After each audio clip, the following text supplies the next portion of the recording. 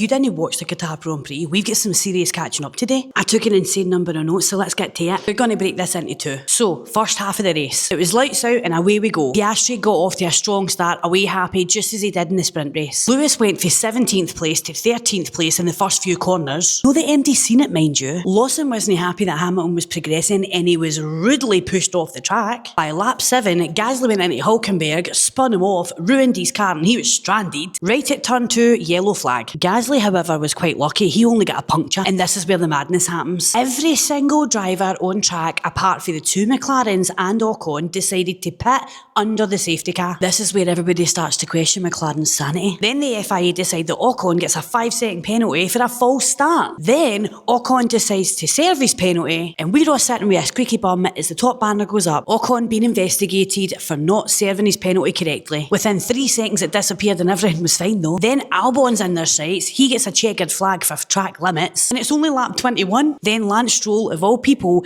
gets a 5-second penalty for speeding in the pit lane. How about he puts that speed on the track? Then we hit lap 33, and at the Qatar Grand Prix there's a 25 lap rule for tyres, so by lap 33 everybody's getting ready to pit. It was like a full train. Cars are double stacking. It was chaos. As Russell pits, he ends up being given an unsafe release. He almost took Hajar out and a mechanic for the Aston Martin garage. Then Bearman gets investigated for an unsafe release because of unsafe conditions. Somebody left that rear jack in, he got the green light and he drove right out it. And just to round up the first half of the race, Norris ends up snapping at his engineer because his engineer's on the radio telling him there's too much throttle in turn 7. He tells him to shut up, and then he goes too hard over a curb and he's having to get the engineers to check his car for damage, like for part 2.